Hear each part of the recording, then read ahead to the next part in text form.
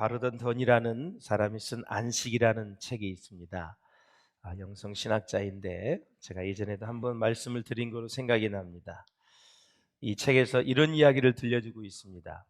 미국의 서부 개척 시대에 마차 한 무리가 중부의 세인트루이스를 떠나서 서부의 오리건으로 향했습니다. 일행은 모두 독실한 그리스도인이어서 안식일에 이동을 멈추고 이제 쉬었습니다.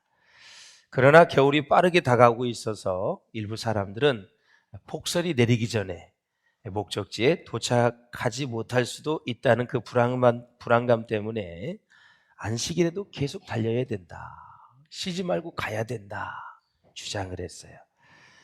의견의 일치를 보지 못한 그들은 이제 두 팀으로 나누어서 여행을 하게 되었습니다. 안식일에 쉬는 팀과 안식일에 달리는 팀으로 나누어서 가게 되었습니다. 어떻게 되었을까요, 여러분? 말할 것도 없이 안식일에 쉰 팀이 더 일찍 오리건에 도착을 했다라는 거죠. 안식일에 충분히 쉰 그 활력으로 엿새 동안 더욱 힘차게 달릴 수 있었다라는 거죠. 저자 마르바더는 이야기의 결론을 이렇게 얘기하고 있습니다. 하나님은 자신의 계명을 존중하는 자들을 존중하신다. 안식일을 주일을 소중하게 여기는 사람을 하나님은 소중히 여기신다. 할렐루야. 뿐만 아니라 많은 사람들이 역사적으로 그것을 시험해보고 또 여러 가지 과학적으로 이제 데이터를 가지고 조사해 보았지만 결론은 마찬가지다라는 것입니다. 왜냐하면 일주일의 하루를 구별해서 육체적으로 충분한 휴식을 취하는 것은 천지를 창조하신 하나님의 창조 질서에 아주 부합하기 때문에 그렇다라는 것입니다. 그렇다면 우리 하나님은 어떤 하나님이시냐면 창조의 질서를 따라 사는 그런 사람에게 무엇을 주시느냐? 은혜와 복을 주신다라는 거죠. 이 말씀을 지키면 복을 받는 거예요. 예. 제가 그랬잖아요. 믿음으로 구원받고 말씀을 지켜서 복을 받는다라는 거죠. 두 가지를 여러분 헷갈려서는 절대 안 돼요. 또한 우리가 안식과 휴식의 차이를 한번 같이 보도록 하겠습니다. 휴식이 뭐냐? 사람들이 만들어 놓은 제도다라는 거죠. 예수 믿지 않는 사람들이 만들어 놓은 제도입니다. 이것은 목적은 뭐냐면 일하기 위해서 쉬는 것입니다. 오늘까지 쉬고 이제 내일부터 일하잖아요. 그러니까 오늘 쉬는 목적이 뭐냐? 내일부터 일하기 위해서 쉬는 거예요. 이것은 세상 사람들이 얘기하는 안식의 개념이다라는 거죠. 우리는 하나님이 주신 안식을 누리고 있는데 하나님께서 창조하신 영적인 육체적인 리듬이에요. 우리의 목적은 쉬기 위해서 일하는 것입니다. 일주일 동안 여러분이 6일 동안 열심히 일한 것은 오늘 안식을 누리기 위해서 하는 거예요. 이 안식과 휴식을 여러분들이 잘 구분을 하셔야 된다. 하나님께서 창조하시려고 안식한 것이 아니라 안식에 이르기까지 6일 동안 일하신 것입니다. 최종의 목적은 뭐냐면 안식입니다. 하나님이 6일 동안 천지를 창조하셨잖아요. 마지막에 사람을 만드셨잖아요. 그리고 나서 쉬셨잖아요. 예. 그 안식이 목적이다. 이제 어떤 의미인지 알게 될 거예요. 자, 관계의 종류가 두 가지로 나눌 수 있습니다. 사람은 이 세상을 살면서 과업 중심적 관계를 갖습니다. 무언가를 주고받기 위한 만남이 목적입니다. 그러나 관계를 위한 관계가 있습니다. 생산적 목표가 전혀 없는 관계, 즐기고 친해지며 섬기고 사랑하는 것입니다. 이 두 관계가 엄청나게 차이 나요. 예. 그래서 사랑하고 싶어서 만나는 관계, 섬기고 싶어서 아주 그냥 친한 관계입니다. 거기는 특별하게 여러분 경제적인 목적도 없고요. 저 사람을 이용해서 무엇을 얻으려는 게 없어요. 관계가 중요한 거죠. 그래서 우리가 궁극적으로 하나님과의 깊은 관계를 회복하기 위해서는 무엇이 필연적이냐면 안식이 필연적이에요. 안식. 예. 만일 하나님과의 깊은 관계와 거룩함을 회복하기를 원하고 또 그것의 가치를 높게 여긴다면 안식은 정말 필요한 영적인 훈련이다. 그래서 진정한 쉼을 누리지 못하게 하는 것 세 가지, 안식을 누리지 못하게 하는 세 가지가 있습니다. 죄입니다. 두 번째, 욕심입니다. 세 번째, 걱정, 근심입니다. 죄를 잔뜩 짓고 욕심이 사납고 걱정, 근심이 많은 가운데 하와이를 가봤자 그것은 진정한 안식과 쉼을 누릴 수가 없습니다. 여러분들이 다 준비해서 캠핑을 간들 이 세 가지 중에 한 가지가 들어가 있으면 여러분들은 거기서 진정한 캠핑을 할 수가 없어요. 애써서 잊으려고 노력을 하겠지요. 그러나 하나님이 원하시는 하나님 관계가 회복이 되어지고 이웃 관계가 좋은 상태에서 진정한 쉼을 이룰 수는 없다라는 거죠. 걱정 근심 없는 사람이 누가 있겠습니까? 문제가 없는 사람이 누가 있어요? 죄를 짓지 않고 사는 사람이 누가 있겠습니까? 사랑하는 여러분, 그래서 안식은 이제 무엇인가 지속적으로 해야 한다는 그 강박관념으로부터 일단 멈추는 것입니다. 토요일 저녁까지 어떤 일이 여러분들에게 있었으면 모르겠지만 화가 날 일도 있을, 걱정 근심이 있을 수도 있고 회사에 또 여러분의 사업에 학교에 여러 가지 일들이 있을 수가 있습니다. 우리에게 그런 일들이 무거운 짐이 되어져서 강박관념을 줄 수도 있는 일이 있었어요. 어떤 사람은 재정, 어떤 사람은 건강, 병 때문에, 어떤 사람은 관계 때문에 여러 가지로 정신적인 스트레스를 많이 받을 수 있는 일이 생길 수 있다. 어떤 사람은 싸우기도 하고 화가 나고 분노가 나고 여러 가지 일들이 있을 수가 있어요. 그 상태로부터 딱 일단 멈춰야 됩니다. 여러분, 인간은 아담과 하와가 범했던 죄처럼 하나님처럼 되고 싶어하는 그러한 죄성을 가지고 있어요. 어떻게 해서든지 높아지려고 그래. 그래서 바벨탑을 쌓은 거예요. 그래서 높은 빌딩을 사람을 좋아해요. 높아지려는 게 사람의 마음이에요. 예? 모든 것을 이룰 수 있다는 성취욕을 갖고 있기 때문에 일을 멈추지 못하는 거예요. 그러니까 성취욕이 강한 사람은 그게 대단한 것 같지만 나중에는 안식을 못 누립니다. 그러니까 말씀의 밸런스를 가지고 사는 것이 얼마나 큰 축복인가를 이제 나중에 아시게 될 거예요. 성취욕이 너무 강하면 일을 멈출 수가 없어요. 예.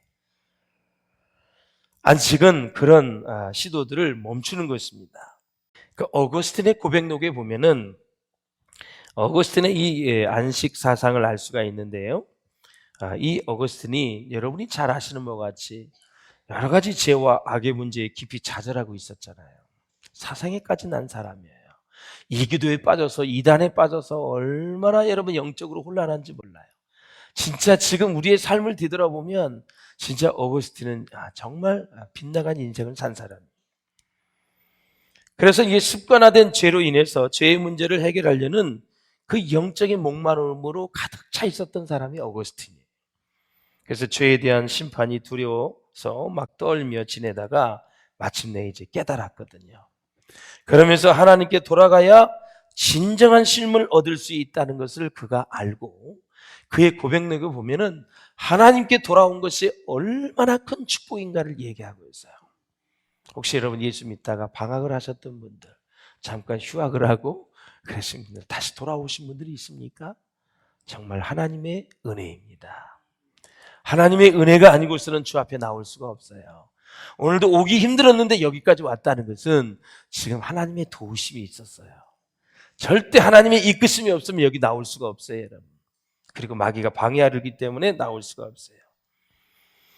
그래서 어거스틴이 행복한 삶에 대해서 정의를 내립니다. 뭐라 그랬냐면 당신을 즐거워하고, 당신은 하나님이에요. 하나님을 즐거워하고 하나님께 나아가며 하나님 때문에 기뻐하는 것이다. 그런 거예요. 이게 행복한 삶이다 이거죠. 이 세상의 물질, 이 세상에 뭐 있는 것이 아니라 하나님을 기뻐하고 하나님을 즐거워하고 하나님께 은혜의 보좌 앞으로 나아가는 것이 행복이다라는 것이죠. 그것 말고는 다른 길이 없다고 얘기를 하고 있어요.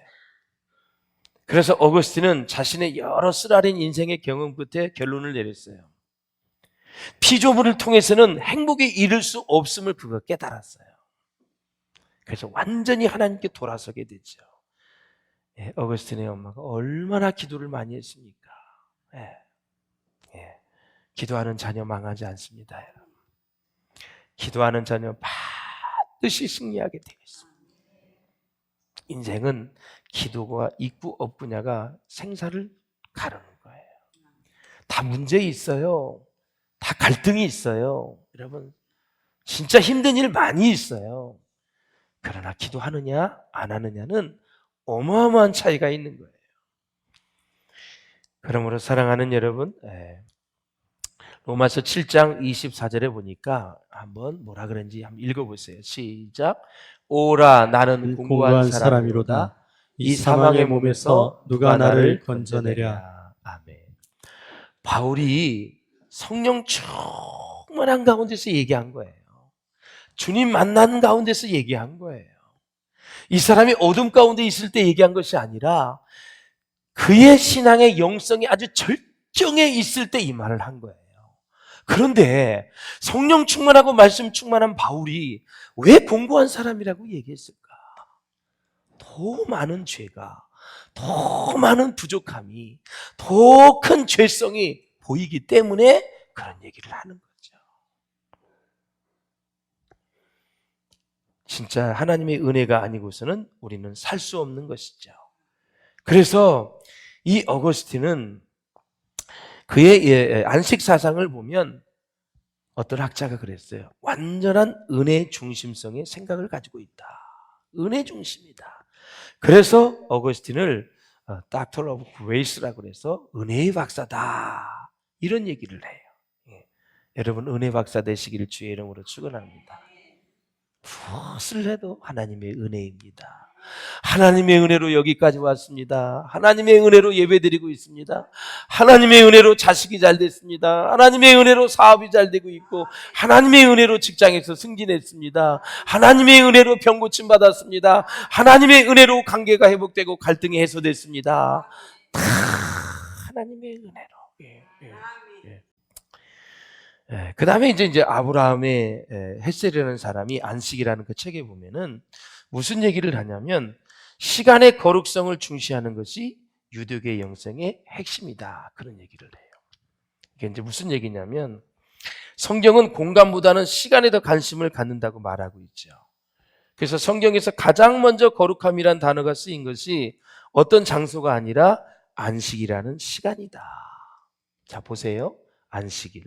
월상예배, 유월절, 초목절, 오순절, 속죄일, 희년 이런 얘기를 하는 거거든요.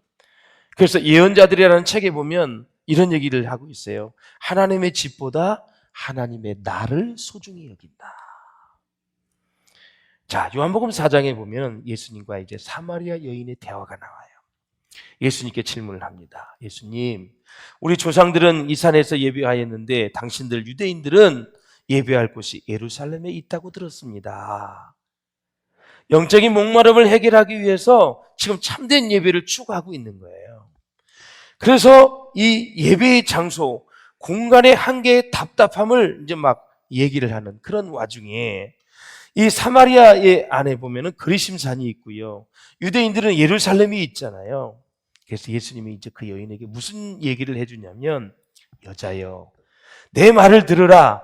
이 산에서도 말고, 그리심산도 말고, 예루살렘에서도 말고, 너희가 아버지께 예배할 때가 이르리라. 그러면서 무슨 얘기를 하냐면, 아버지께 참되게 예배하는 자들은 영과 진리로 예배할 때가 오나니 곧 이때라. 참된 예배는 공간이 아니라 시간과 밀접한 관계에 있다라는 사실이다라는 거죠. 이걸 더 구약에 들어가 보면 구약에 성전이 있잖아요. 공간이잖아요. 그렇죠? 하나님이 임재했어요. 거기서 예배를 드렸어요. 제사를 드렸단 말이죠. 그런데 이제 예수님이 구약의 모든 제사를 완성하셨잖아요. 단번에 십자가의 죽으심으로 그분이 지성소에 우리가 들어갈 수 있는 길을 열어 놓으셨잖아요. 그런데 성령이 우리 가운데 임재하셨어요. 그래서 우리가 뭐라 그랬어요? 주의 영이 거하는 성전임을 알지 못하느냐. 하나님의 영, 그리스도의 영, 성령이 내 안에 계시기 때문에 내가 성전이에요. 이제는 구약의 성전과 똑같은 거예요. 성전이 되었어요. 그래서 지금은 영과 진리로 예배하기만 된다. 장소를 불문하고 어디에 있든지 간에, 할렐루야. 그렇다고 또 주일날로 이상한 데 가서 예배당 안 나오고 하는 거 그거 말고 그 의미가 아니에요. 예? 그래서 영과 진리로 예배한다. 네. 그래서 참된 예배는 공간이 아니라 시간과 밀접한 관계에 있다라는 사실을 우리가 아셔야 된다라는 거죠. 그래서 사랑하는 여러분, 요한복음 14장 2절에서 3절에도 보면은 내가 너희를 위하여 거처를 예비하러 가노니 가서 너희를 위하여 거처를 예비하면 내가 다시 와서 너희를 내게로 영접하여 나 있는 곳에 너희도 있게 하리라. 우리가 영원히 사는 거처가 하늘나라에 있어요. 여러분들 이 땅에 다 태어나자마자 하늘나라는 여러분의 집이 있어요. 왜? 그 집으로 다시 돌아오라는 거죠. 그러니까 저와 여러분의 집이 다 천국에 있단 말이죠.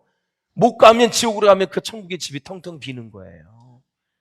그러니까 우리가 본향이 어디예요? 천국이에요. 우리의 영적인 고향이에요. 다시 돌아가는 것이 그냥 성경의 원리예요. 인생의 원리예요. 다 지옥 가지 마시고 우리의 본향 천국으로 갈 수 있기를 주의 이름으로 축원합니다. 그래서 예수님이 오시기 전에 유대교는 공간의 영성이라 그러고 예수님이 오신 이후에는 시간의 영성을 얘기하는 거예요. 그래서 헤셀이라는 사람이 안식이라는 책에서 보면 뭐라고 얘기했냐면 안식일은 신부이면서 동시에 여왕이다 이런 얘기를 해요. 제가 풀어드릴게요. 자, 안식이라는 주일이라는 시간이 다가오는 것은 마치 결혼식에서 신부가 입장하는 것과 똑같다. 그러므로 안식일이 다가올 때 마음은 기쁨과 전율에 사로잡혀 환영을 하고 안식일이 지나갈 때 마음은 감사와 아쉬움으로 가득 차서 배웅을 해야 된다.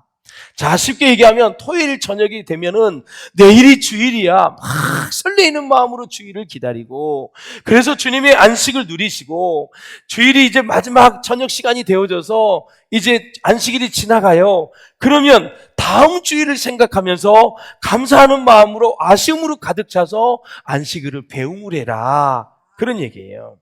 그러니까 영원한 안식일에 대한 갈망을 키우는 거예요. 더 다시 말씀을 드리면 이 세상에 있는 동안 안식일의 맛을 여러분 음미할 줄 모르는 사람, 영생의 진가를 인정하지 않는 사람이 내세에서는 영원한 맛을 즐길 수 없다라는 사실이죠. 그래서 우리 인생의 한평생은 한마디로 뭐냐? 일곱째 날을 향한 순례이다 이렇게 얘기를 해요. 다시 말씀드리면 주 단위로 이렇게 살다가 계속 반복을 하다가 우리가 나이가 먹어서 죽는 그 순간 일곱째 날 향한 순례다면 영원히 천국에서 주님과 영원한 안식을 누린다. 그러니까 신부를 맞이하는 신랑이 이 신부는 안식일이거든요. 그래서 여왕 안식일이거든요. 안식일을 배웅하는 사람이 어찌 의무감에서 환영과 배웅을 할 수 있느냐 이거죠. 주일을 의무감에서 지키는 것이 아니라 정말 여왕을 배웅하고 안식일 신부를 맞이하는 신랑이 어떻게 맞이해요? 까탈스럽게 맞이해요? 결혼식장에 그렇게 기다리고 기다렸던 내 신부가 지금 입장을 하고 있어요. 최고의 영광스러운 순간이에요. 그러면서 결혼식을 하잖아요. 그런 것처럼 안식일을 그렇게 맞이하고 주일을 맞이하고 배웅하고 그러다가 우리가 시간이 지나 육신의 세월이 지나면 저 천국 영원한 나라에서 영원한 안식을 누린다라는 사실이죠. 할렐루야. 네. 사랑하는 여러분, 그렇습니다. 주일은 억지로 지키는 것이 아니라 안 지키면 벌 받을까 봐 염려되어서 지키는 것이 아니라 이렇게 신부를 맞이하듯이 그렇게 안식일을 주일을 맞이할 수 있기를 주의 이름으로 축원을 드립니다. 할렐루야. 그래서 사랑하는 여러분, 안식일이 히브리어로 샤바트라는 단어예요. 주일이 인전. 그 의미가 뭐냐면 일상의 일들을 멈추는 거예요. 그래서 내 성취감과 성취와 생산을 위한 모든 활동을 멈출 뿐만 아니라 그 활동을 위한 모든 긴장과 근심과 걱정, 근심을 멈추고 그 활동으로부터 얻은 모든 소유에 대한 집착을 멈추는 것이 바로 안식일의 의미이다. 아유, 주일날 2시간만 더 일하면 더 생산품을 많이 만들어내서 돈을 버는데, 이런 생각을 완전히 내려놓으라라는 사실이에요. 소유에 대한 집착을 완전히 내려놓고 안식일의 주인이신 예수님에게 집중하는 시간이 주일이다라는 사실이에요. 할렐루야. 자, 정리를 하자면 안식일은 소유지향적인 삶의 방식에서 존재지향적인 삶의 방식으로 바뀐다는, 이게 정말 중요한 것입니다, 여러분. 자, 우리가 6일 동안 열심히 일을 하는 것은 이 세상의 소유를 위해서 사실 하는 거예요. 여러분, 돈 벌기 위해서 직장 다니고 사업하시고 다 그렇잖아요. 결국 공부하는 것도 나중에 직업을 가져서 돈을 벌어서 생산활동을 해서 다 이제 사는 거예요. 그래서 이 안식일은, 주일은 바로 이제 존재지향적인 삶의 방식으로, 바로 내 존재, 소유지향, doing이 아니라 being으로, 그래서 내 존재를 생각하는 거예요. 하나님과 나의 존재의 관계, 이웃과의 관계에서 사랑으로 화목되어지는 그 상황에서 온전히 하나님 앞에 나아가는데 방해되는 것이 아무도 없어요. 예수님이 베드로에게 깊은 데로 가서 그물을 던지라 그랬어요. 깊은 데는 물고기가 없어요, 새벽에. 근데 던졌어요. 순종하면 하나님이 물고기를 다 몰아서 그물이 찢어지도록 만들어주셨다라는 사실이에요. 다니엘이, 여러분, 하나님의 약속의 말씀을 믿고 순종했어요. 사자굴에 들어갔는데 하나님이 사자의 입을 딱 봉하셨어요. 물지 못하도록 만드셨어요. 순종하니까 하나님이 일하시는 거예요. 에스더가 죽으면 죽으리라고 하나님 앞에 나아갔어요. 왕이 하나님의 마음에 감동이 되어져서 에스더를 간특을 해서 유대인들이 구출함을 받았습니다. 순종하면 일하시는 하나님, 기도하시면 역사하시는 하나님, 모든 암도 치료하시는 하나님, 우리의 문제를 놓고 기도할 때 약속의 말씀을 믿으면 하나님이 기적을 베풀어 주시는 거예요. 그래서 진정한 안식과 회복, 바로 이 주일과 안식년, 이 땅조차도 이 땅 위에 사는 사람들이 순종하며 사는지 아는지를 다 안다라는 사실이에요. 순종하면 3배의 300%의 열매를 주시는 거고, 순종하지 않으면 그냥 그 열매로 끝나는 거예요.